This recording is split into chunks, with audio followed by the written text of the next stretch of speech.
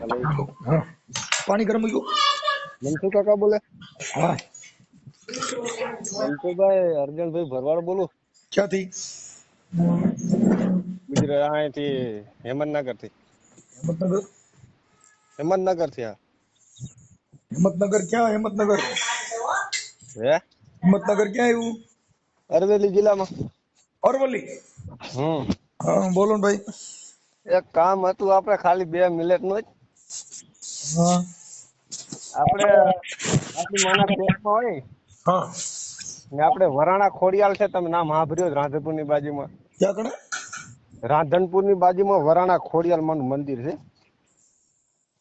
ये हमें ये न खबर हुई હા હા હારું, હાલો હું વાત કરું પણ અહીંયાથી આપણે નીકળ્યા હોય આપણી માના પેટમાં હોય ને અહીંયાથી આપણે માં ને મમ્મી નીકળ્યા હોય ને हाँ તો અહીંયા આપણે માનતા કરવા જવી પડે એવી ફરિયાદ છે જરૂરી છે नहीं એવું એમ ને કેમ કે માનતા નહીં બધું આપણે આઈથે ઊભું કર્યું હોય કે માતાજી ના મારે જો હું ભરવાડ છું મારે 2 છોકરા છે મારી માં કે તમે મારે પગે લગાડવા જાવ મને શરમ આવે કેમ કે ઈ તમારા મમ્મીએ માનતા કરી છે કે ખોડિયાર માં ના કીધું ના ના માનતા નથી તો આપણી માના પેટમાં હું મારી માના પેટમાં હતો ને હા ત્યારે મારી માં અહીંયાથી હાલ્યા છે બરાબર રોડેથી મોટો બસમાં બેસીને નીકળ્યા છે મતલબ એમ હા તો કે ખોડિયાલમાં નું અહીંયા થાય છે બરાબર કે અહીંયા પેટમાં નીકળ્યા હોય ને હમ તો આપડા મને 3 મહિના આપણે પેટમાં હોય ને નીકળ્યા હોય તો કે માનતા કરવા જવી પડે મને હું મોટો થઈ ગયો મને આ શરમ એવું છે ભાઈ હવે ઈ છે ને હમ ઈ તમારા મમ્મીએ બધું ઊભું કરેલું છે ખોડિયાર માં કાંઈ છે નહીં ખોડિયાર માં તમને કઈ તકલીફ થઈ તમને કઈ વાંધો આવ્યો તમને માતાજીનું સપનું આવ્યું ના ભાઈ હું જલસા કરું કઈ વાંધો નહીં આપણે એટલે ઈ આપણા હાથે એવું બધું ઊભું કરેલું હોય કેમ કે આ બધી પરંપરાની પ્રથા હોય કે અહીંયા આવું કીધું છે હવે એક અટાણે રાખડી રક્ષાબંધન હોય કે કોઈ તહેવાર હોય ત્યાં વયસમાં ધોકો ખાલી દે એટલે આખા તહેવારની પથારી ઠોકી નાખે બરાબર પછી રક્ષાબંધન હોય તો વયસમાં તમને કહું એક ખાલી દે ભાઈ બપોર પછી છોકરીઓ સારું છે એટલે કોઈ હવારમાં એટલે આનું કઈ કરો ને યાર પૂરો હા એટલે એની ઈ જે કઈ છે ને એમાં તમારે આવું બધું ગાળી દે એટલે પૂરું થઈ જાય આ ખોટા વેમ છે સમજે ને હા એટલે એવું બધું વળગાડી દે એટલે તમારે બધે લાકડા પકડી લેવાના આપણે પૂછડા પકડાવી દીધા કોઈએ ટાંગા પકડાવી દીધા કોઈએ નો કરવાના ડીંડક પકડાવી દીધા છે એ બધું આપણે અહીંથી ઊભું કરેલું છે એમાં અમે શું કહીએ કે હા કરાય કે નહીં એમ મારે શું અહીંથી બસ 172 કિલોમીટર 272 કિલોમીટર છેટો રહું છું હું ભેહું છે મારી પાસે હા હવે હું જાઉં તો મને 3 દિવસ થાય તો મારે ભેહું યાર બહુ કી જાય કાકા ભેહું નો દુવા દે શું કરું પછી એ તો ભાઈ તમારો પોતાનું જે કઈ છે એમાં તો હું આમ હું કરી શકું હા હા કેમ એટલે કે મતલબ એવું હોય નહીં ને આમ ખાલી મેં એટલે તમારા વિડિયા જોવું કાંઈ ખોડિયાર માં ને કઈ લેવા દેવા જ નથી મેં કીધું હવે બધા ભૂવા કહેતા મેં તું મનસુખ ભૂવાને ફોન કરું હવે હા અમે તો એ બધા મોટા ભૂવા છે અમે ને જે સાંભળતા હોય ને ક્યાંય જાય નહીં એ તમને ગેરંટી દો પછી ભરવાડ હોય તો ભલે ને દરબાર હોય તો ભલે મનસુખ ગોવિંદ ને એકવાર છે ને સાંભળ્યો હા હું રાતે જોતો હુઈ જાવ તો આખી રાત ચાલુ હોય પછી મને જેને સાંભળ્યો હા એને આ દુનિયામાં મહાપુરુષોની વિચારધારાથી કોઈ દી ક્યાંય ભૂત ભુવા ભૂપણ કે પથરા પૂછે નહીં એ તમને 1000% ગેરંટી દઉં બરાબર જે આ વિચારના વૈરો ને આ વિચારનું આચરણ કર્યું ઈ ક્યાંય પાખંડવાદમાં પડશે નહીં એની તમને ગેરંટી દઉં છું આજે તમે જે કાંઈ આ પાખંડવાદમાંથી નીકળ્યા ને તે વિડીયો સાંભળવામાંથી નકર અટાણે તમે ત્યાં ગયા જ હોત હા જવાનું જ હતું પણ વિજય તમારા 6 મહિનાથી સાંભળું છું હા એટલે ઈ જે માણસ કેમ કે ઈ વિચાર શબ્દ તમને મગજમાં બેઠો સાહેબ શબ્દ છે ને હથોડા છે જેને ઘાટ કર્યા ને એમાં શબ્દનો વળાંક એવો છે કે ઈ માણસ તર્ક બુદ્ધિ એનામાં આવ્યા વગર રે મારી માં કે તું 20,000 રૂપિયા લેતો આજે માનતા થાય મેં કીધું કામ કર માં હું તમને 50,000 તમે રાખો તમે તારે વાપરજો જલસા કરજો બાકી હું જવાની બગાડવાની શું જરૂર છે હા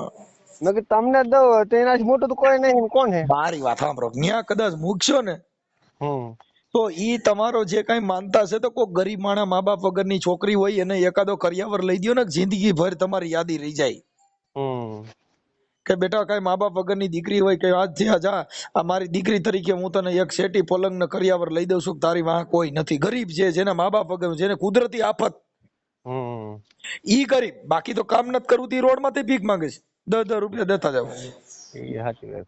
જેને કોઈ એવી દીકરી હોય કે જેને શિક્ષણની અંદર ઊંચું મેરિટ હોય પણ એની ફી ભરાતી ન હોય ને એને નોકરીનો ચાન્સ હોય ને ખાલી પૈસા ફી વાકે અટકું હોય, એવા માણસની ફી ભરી દો કે જિંદગી ભર તમારા લુણી રહે કે આ ભાઈએ મારી જિંદગી સુધારી. સાહેબ ના ના, એમ તો આપડે માતાજીની દયા ઠાકર ની આપડે એમ તો બાજુમાં કોઈ દવાખાનું આવ્યું હોય તો એમાં આપણે મદદ કરી દઈએ નહીં મનસુખ. નહીં, આ એક તમને તમે મદદ જે દવાખાનું છે ને હમ. ઈ મદદ છે, ઈ તો જિંદગીનું છે, પણ જે શિક્ષણ પાછળ વાપરવું ને ઈ તો જિંદગીનું દવાખાનું છે. કે ઈ કદાચ મોટી આઈપીએસ અધિકારી બની હોય ને તો સાહેબ તમારા ઘરે આવીને તમને પગે લાગે કે મેં તારા હિસાબે હું આજે આઈપીએસ બની છું.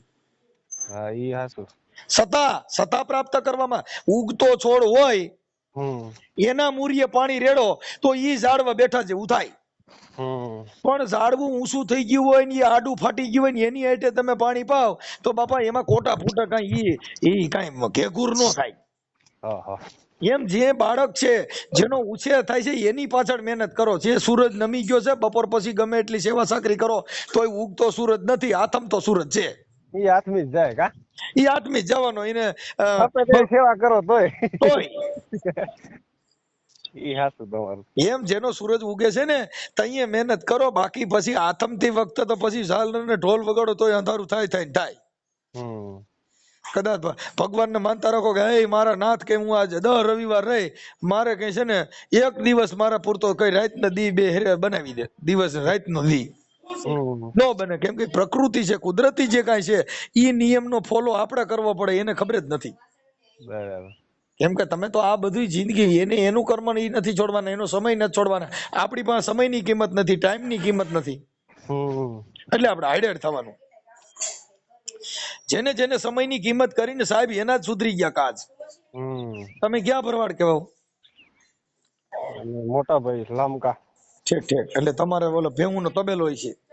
ના ભેહું સારું છું, તબેલો એટલે આપણે ઘરે બાંધે નહીં, ખાડા વગડો ચારી છે. એટલે પણ તમારા ઘરની ભેહું છે ને? હા ઘરની છે, 22-23 ભેહું છે ને 100-7 ગાયું છે. ઓહો, તો મોટો તબેલો ભાઈ. એ તબેલો નો કે તબેલો તો ઉભા ખાડા ઈ તબેલો કેવાય. અમે તો વગડો વેચાતો રાખીને ચારી છે. ઠીક ઠીક, હા એટલે પણ એને ધણ જ કહેવાય ને? હા હા, ધણ સારું છું અત્યારે. હા એમ, એટલે ઈ મતલબ ચારવા લઈ જાવ, સાંજે એક ટાઈમ નીંદ નાખવાની, રખડાવા લઈ જવાના. હા એમ અત્યારે નહીં નાખવું પડતું. અત્યારે શું ટમેટા વાળા ખેતર ખાલી થાય છે ને, હા અત્યારે નથી કઈ નાખવું પડતું. ખાંડ નાખવું પડે એ જ, બાકી ચરોબરો નહીં. ઠીક ઠીક ઠીક, હા એટલે ઈ ખાંડ આપણને નાખીને દોઈ લેવાના. ઈ સસ્તું પડે. હવે ઉભા પાછા આપણે શું એવડી મિલકત નહીં, નવ પૂરું થાય. હા નો પૂરું થાય, સાચી વાત છે. વગડો છે વગડા સિવાય પૂરું જ ન થાય.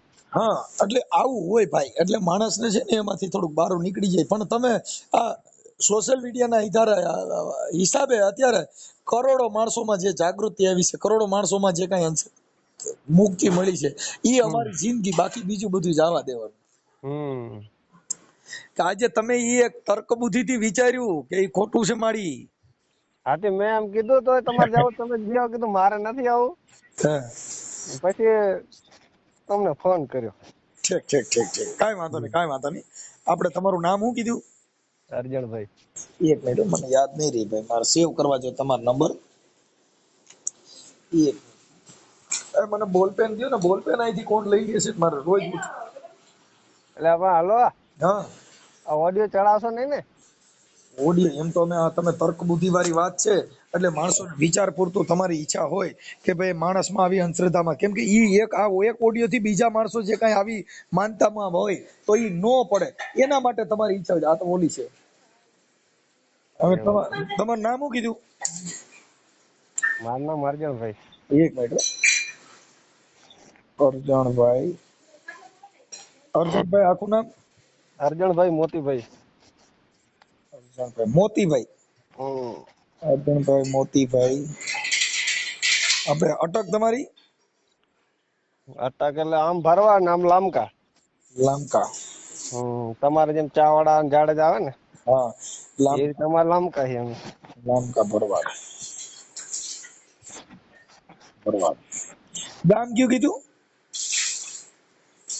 ગામ મેં તમને પેલું કીધું ને, એ મને પાછું યાદ નો રહે એટલે લખવું પડ્યું. એટલે મેં ખોટું કીધું તું પેલા, હેમંતનગર નું કીધું, ખોટું કહ્યું તું. હા પણ સાચું ગામ મારું ભંગેરા છે, રાપર તાલુકા. રાપર તાલુકાનું ભંગેરા. રાપર તાલુકાનું ભંગેરા. ભંગેરા. ભંગેરા અને જિલ્લો ભુજ, કચ્છ ભુજ. હા, જિલ્લો ભુજ લાગે. ભુજ. ઓકે. અને અરજણભાઈ મોતીભાઈ લામકા ભરવાડ, ગામ રાપર, તાલુકાનું ભંગેરા. ઓકે, હવે થઈ ગયા. હવે આ જે ખોડિયારમાં કીધું ઈ ક્યાં માતાજી, ક્યાં ગામના કહેવાય? એ વરાણા, રાધનપુર ની બાજુ વરાણા હે. હા, રાધનપુર ની બાજુ. પેલા પાણી પગે લાગવા સુઈ જવાનું કેતો. હલો. હા ભાઈ. પેલા અહીંયા પાડા સડાવે એમ કે હે. હા, અહીંયા પગે લાગવા જવાય. ત્યાં પાડા ચડાવે છે. એટલે પેલા ચડાવતા એમ કે છે, આપણે જોયા નથી. ખોડિયારમાં ત્યાં. હા, પાડા સડાવ ભલામણ. આપડે તો જેવા તેવા માણસ પાણી નહીં પીતા ની એવો પાડા સડાવતા ત્યાં જવાનું મતલબ શું? હું તો એમ કહું. ભાઈ ઈ છે આ લોકો ખોડિયાર ના નામે બલિ પ્રથા કરતી હતી. જે ખાવા વાળા માણસો છે, જેવી જાતિ ને એમાં નિવેદ કરી નાખ્યા. ખોડિયાર કોઈ દી પાડા ખાય? હા, હું એમ કહું, ખાય કોણ? માણા ખાય એમ. માણસો પોતાના ભોજન માટે, પોતાના સ્વાદ માટે દેવના નામે પાડા ચડાવી દીધા, દેવના નામે કુકડા ચડાવી દીધા, માતાજીના નામે બોકડા ચડાવ્યા. તો માતાજીના નામે એકાદ શ્રાવણમાં સિંહ ચડાવે. ખોડિયારને પાડો ચડાવવો કરતા ખોડિયારને મગર ચડાવે ને. હા, તો ખબર પડે. તો ખબર પડે. હા, મારી દેવી. હા, હા, તો એમ પાડા સડાવે ભલામણ. આપડે જો કોઈ પાણી નહીં પીતા, હું બહાર જાઉં તો હોટલમાં નથી ખાતો. ભાઈ હું તમને કહું, એ પેલા તો છે ને 18 વર્ણમાં બલિ પ્રથા હતી.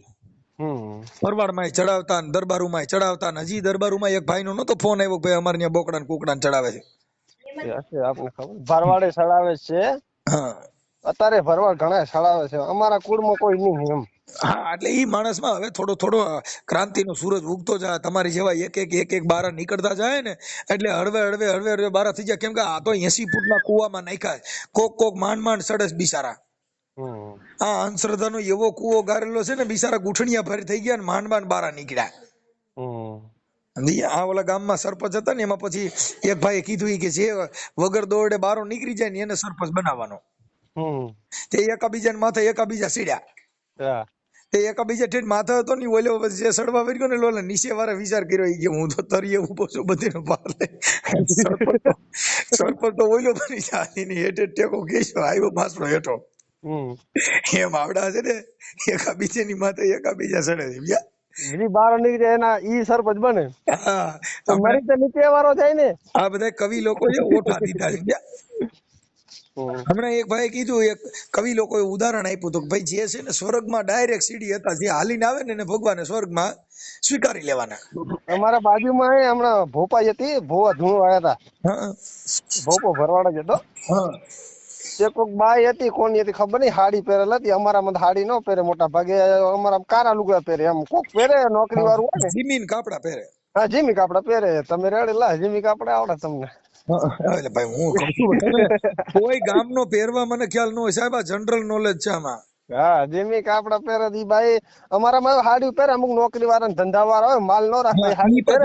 વેપારી હોય ને, જે ભણેલ ગણેલ હોય, જે પહેરે છે ને. અમારામાં જીમી કાપડા. તો એ હાડી પહેરેલ હતી, ત્યાં ભૂવો હતો ને, પેલી બાઈ ને દાણા દે તો ઓલી બાઈ ને કે તું નજીક આવતી રે કે. એની બાજુમાં એક ભાઈ બેઠા હતા, મોટા ઉંમરના કાકા કે તમે પરા જતા રહ્યા, બેન ને જોડાવ, બેન તમે ઓર આવી જાવ કે. આમ ડાવા હાથે પાટ ઉપર દાણા ખાયા કરે. જમણો હાથમાં જો હાથર હામો બાઈ ની. ભોપો ધૂણતો. અમે 2-3 જણા અમારું ગ્રુપ છે.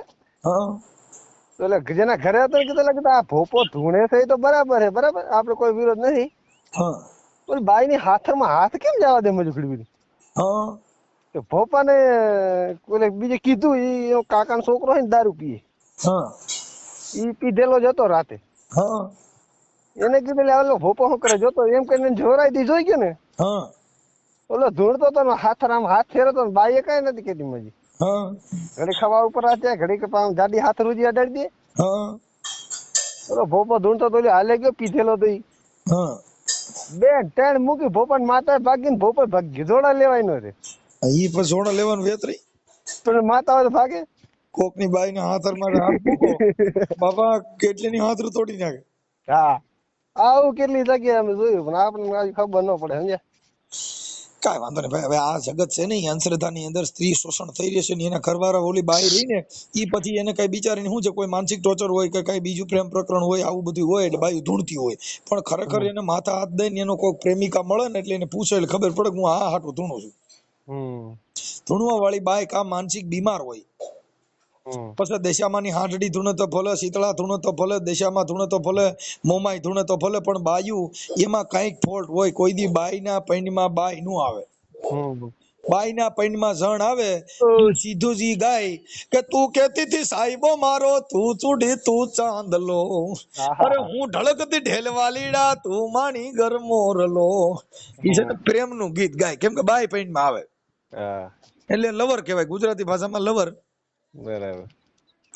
અને ઉત્તર ગુજરાતમાં મારી જાનું, હે મારી જાનું ઉડીના લગ્ન લેવાણા, ઢોલ નો ધબકાર વાજો વાગ્યો રે, એમ છે.